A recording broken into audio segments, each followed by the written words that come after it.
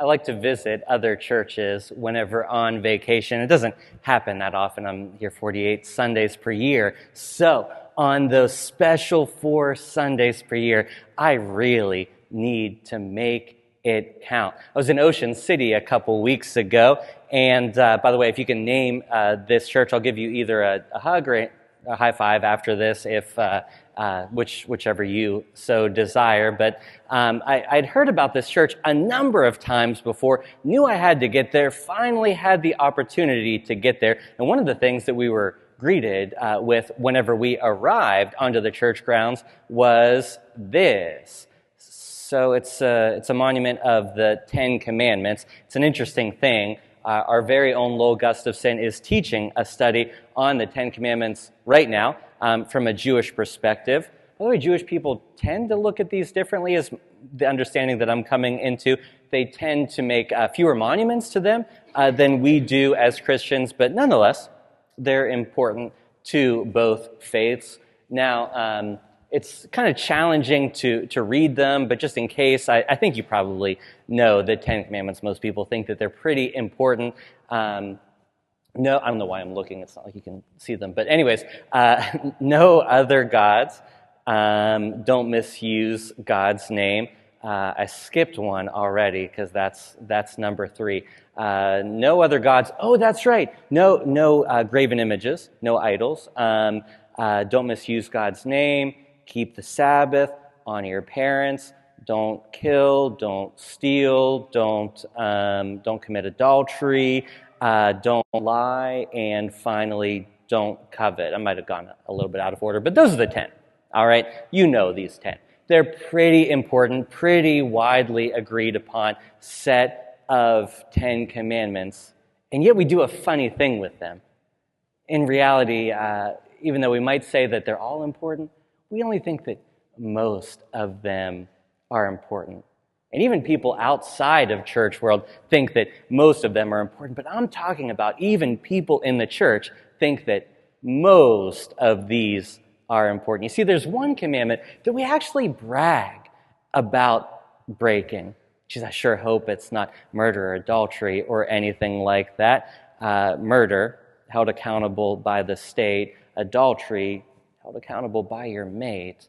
But there's one commandment that we tend to brag about breaking. What is that one commandment?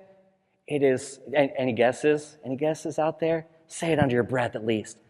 Sabbath, right? Keeping the Sabbath is the one commandment that we tend to brag about breaking. Too busy to keep the Sabbath? Well, you must be an important person. Too busy to stop and pause? You must be a hard worker. We wouldn't brag about breaking any of the other commandments, but we do tend to brag about breaking this one. And yet, it is a commandment. So why would God command it only for us to disregard it? Well, we do face some challenges today. It is challenging to keep the Sabbath after all. For one thing, our world is very noisy, very busy. In an interview with Charlie Rose, Mr. Rogers said this: "I'm very concerned that our society is much more interested in information than wonder, in noise rather than silence." And this is 32 years ago. This is an interview from 1994.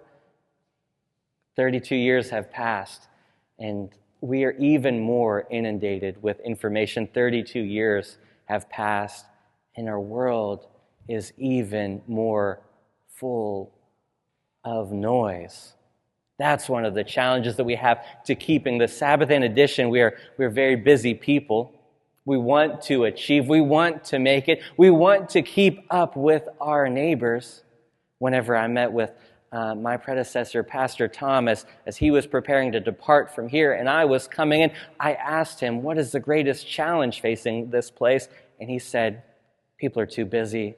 They can't stop. They can't pause. They can't stand quiet. They can't reflect. Spiritual practices are challenging whenever we live such busy, hectic, chaotic lives. And so here we are. being encouraged, being confronted with the practice of Sabbath. What do we do whenever every part of our lives are telling us, don't stop, you can't stop, you can't afford to take a day off, you can't rest? What are we to do whenever God commands us to do the very thing that this world abhors? Well, I think the challenge can sometimes be in how we've tended to define it. See, we make simple definitions, and those are fine. They get us started. We start with the negative command, not to work, or maybe even the positive command, to rest. But what if I told you that Sabbath is so much more than that, so much deeper than simply not working or being commanded to rest? Sabbath is actually a foretaste of eternity. If you don't like Sabbath, you're not going to like eternity.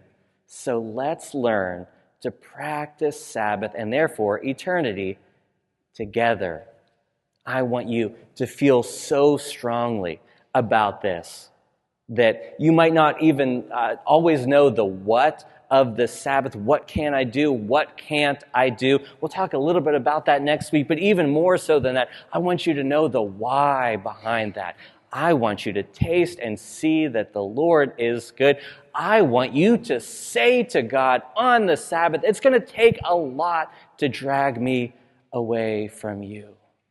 And yes, I do love that song, as sure as Kilimanjaro rises like Olympus above the Serengeti. All right, so as we set about our joint effort to learn how to practice Sabbath, I will note a few whats that are kind of going on here. If you listen closely to the reading, it's the seventh day. It is Saturday. To any of your Jewish neighbors, friends, family members, you might know that the Sabbath is Saturday, which actually begins at sundown on Friday. For the most part, Christians have made a shift from Friday night into Saturday to Sunday. I was serving a church once where the worship leader said that one line in the Apostles' Creed extra loud, on the third day he rose again. And it was out of the excitement of the resurrection that he proclaimed every time that we said the Apostles' Creed together, on the third day he rose again. And no, there's not an exclamation point like is pictured on your screen in the back of the hymnal, but it deserves one, right? If you're excited about Jesus' resurrection, then you better put an exclamation point there. And I will confess that even to this day, every time I say the Apostles' Creed, I put that exclamation point there because I'm excited about Jesus' resurrection. Are you excited about Jesus' resurrection? Oh, right. Well, if you're that excited, let's say it together. On the third day, he rose again. All right, that sounds good. I am so glad that you are excited for the resurrection. And so in light of the resurrection, you could see why we would make the shift from Saturday to Sunday, why we would change things up a little bit. And most Christians call Sunday the Lord's Day because of this fact. But even in that gentle renaming from Sabbath to Lord's Day, you can hear how, if we can't even say it, then how are we supposed to be able to practice it? And I have a lot of clergy colleagues who will talk about a day off. But again, Sabbath is so much more than that. Sabbath is so much more than a day off. The Staff Parish Relations Committee of the church has done incredibly deep work over the preceding months, trying to put together a whole bunch of church policies and procedures into a handbook for our staff so that they know exactly what the expectations are. Now, some of these would be policies and procedures that you would find in any other corporate handbook, like better defining paid time off. That's a good thing that is probably in your workplace as well. But something else that we wrestled with is whether we mandate a Sabbath for our church employees. The biblical call is pretty clear on this. We all know that it's a good thing to do, but at a certain point in our discussion, probably hours into our discussion, I looked around the room at all of the leaders who were sitting there, and I said, do you practice the Sabbath? The answer was a pretty resounding no, and so I said, how can we give this to our church staff if we don't take advantage of God's gift ourselves? So we're all going to work on it together. Just know that we all need to work on this together. Now, I mentioned a moment ago about the shift from Saturday to Sunday, and so speaking of in Jewish-Christian relations, I used to be part of this interfaith group, and we gathered together, and whenever it was just clergy, we always gathered in the week, usually Thursday morning. I think it was my last in-person meeting before everything shut down for the pandemic. That in-person donut tasted so good whenever we had to shift to Zoom next month. But anyways, the clergy would always get together during the week, but whenever we were trying to engage our congregations in joint worship services and joint assemblies and the like, we tended to get together on Sunday afternoons. We're planning an event, and this rabbi friend of mine looked to me and he said, "What's up with you Christians? Why are you so obsessed with meeting on Sundays? Isn't that supposed to be your Sabbath?"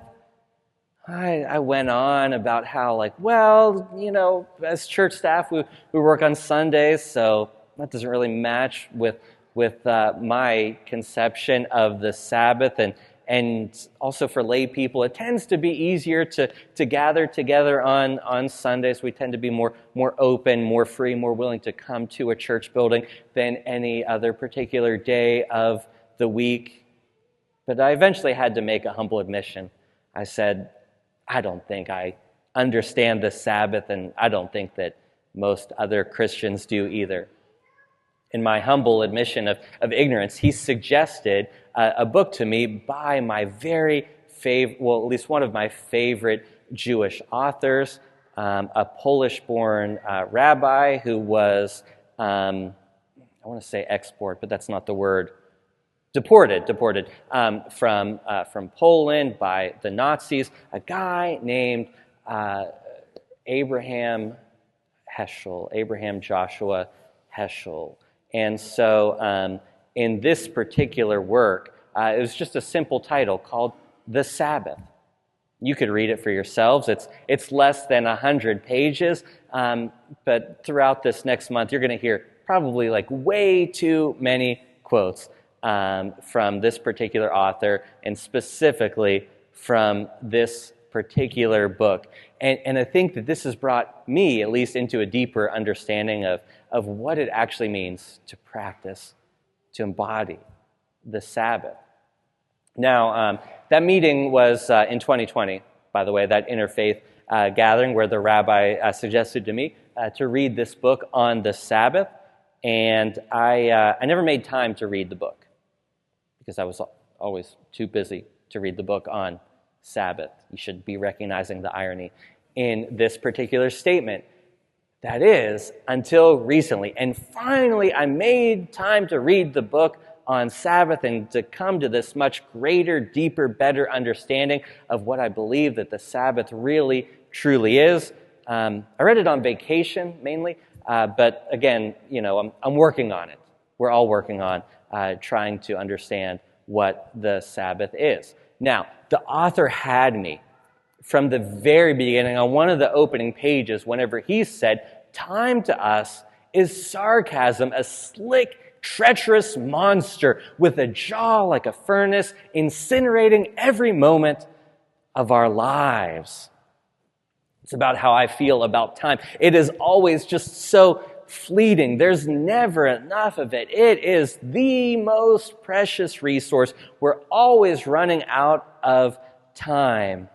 I could always use just a little bit more time. Another minute, another hour, another day, another week, another month.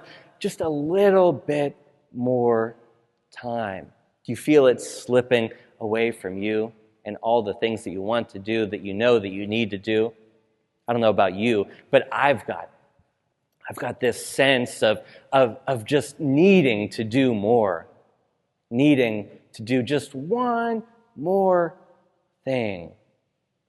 Now, I call this the one more thing disease because it's funny. There's always one more thing. Time continues to pass on by. Time continues to slip away. There's never enough time to do everything that you want to do, everything that you think that you need to do. But if you think that he stakes in this kind of language throughout the entire book, he does get a little bit more positive by the end. I think in the final chapter he says something like, time is one's greatest challenge. Maybe that's a better way of putting it. If you feel like you never have enough time, if you feel like time is always running out, then I think that this rabbi gets you. If you feel like you always need to do one more, this rabbi understands the rub that is going on there, the rub that is taking place there whenever we don't want to practice Sabbath because we always just have that one more thing that we need to do that we feel like we should do. And frankly, a lot of you are leaders, all right? And leaders understand this more than anyone else probably, because we see problems, sometimes problems that other people don't see, and it keeps us up at night. It gnaws at us, knowing that there should be one more thing that we can do to make the world better. I'm not sure if it's arrogance or ignorance to think that we can solve the problems of the world, but once you see them, it's challenging to look away.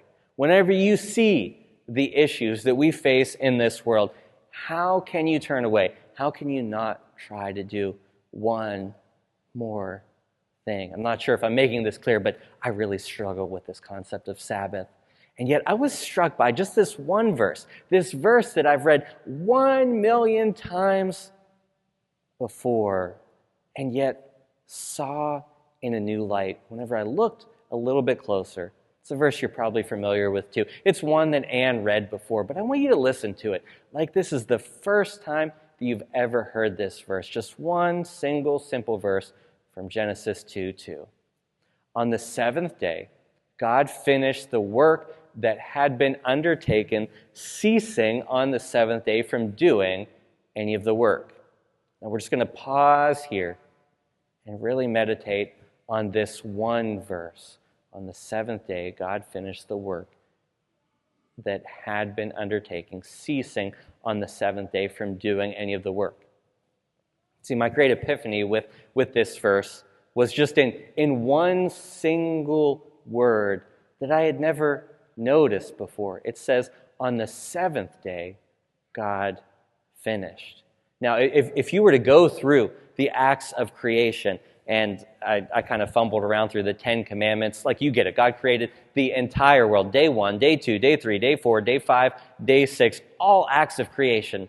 Light, sky, sun, moon, stars, the creatures of the sea, the birds of the air, the animals that dwell on the land, and plants for them to eat, eventually human beings. All of these acts of creation, day 1, 2, 3, 4, 5, 6, and then we tend to think that on the sixth day, God finished the work. And so on the seventh day, God rested, because on day 6, God finished the work. So what's left for the seventh day but to rest? And yet what we read here is that on the seventh day, God finished.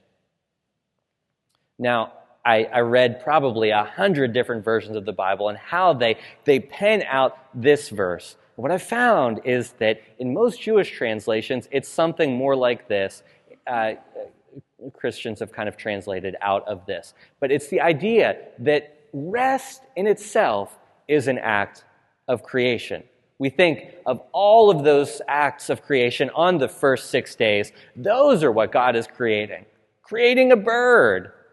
That's creation. Creating a whale. That's creation. The trees that we see outside, the sun, the moon, the stars in the sky, that's all creation. But rest, how is rest an act of creation? Well, I think what this verse shows us is that rest is a part of creation. Rest is something to create.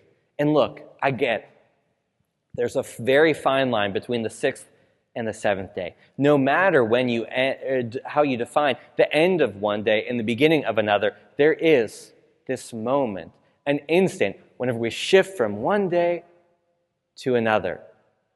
Let's say you use midnight. At 11:59 p.m. and 59 seconds, it is Saturday. And then at 12 a.m. and 0 seconds, all of a sudden, in that 1 second, the day shifted from Saturday to Sunday. So I understand that there's a very fine line between Saturday and Sunday. But if the work of creation was finished not on the sixth day, but on the seventh day, then rest is an integral part of creation. And it shifts creation, or I should say it shifts rest from something that we will do if we get around to it. We tend to say, I will rest if I finish my work. But what this shift does is it makes us say, I'm not finished until I rest. You see, rest is actually an integral part. It's not an add-on. It's not something to be added on if there's time at the end of the day, if there's time at the end of the week, if there's time at the end of the year for us to use up our vacation. But instead, we are incomplete if we don't rest.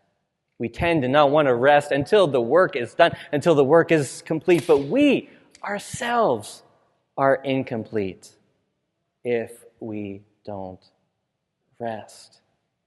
And so my encouragement to you is to take advantage of this, to rest, to learn how to say, enough is enough. I am done. After all, God finished from the very beginning. Let's pray. Dear God, we thank you for today. We thank you that the work has long been accomplished. Long before we ever existed, you existed. You created out of nothing everything that we see all around us. But you also created this invisible quality that is time, that we try to grab hold of, but we can't, that we try to grasp, but we fail. You created it, and you gave it to us as a gift, as something that could be holy unto us, not away from us, but holy whenever we take it in, whenever we absorb it. Help us to know that the work has already been done, that we will always have more. But the work that you have accomplished is so much greater. And if you can rest, then why can't we? So God, today and every day, we rest in your promises. We know that you are here with us, and we know that you are praying right along with us, especially whenever we pray in the manner that your Son taught us to pray, saying, Our Father, who art in heaven, hallowed be thy name. Thy kingdom come, thy will be done, on earth as it is in heaven. Give us this day our daily bread, and forgive us our trespasses, as we forgive those who trespass against us. And lead us not into temptation, but deliver us from evil. For thine is the kingdom, and the power, and the glory, forever and ever. Amen.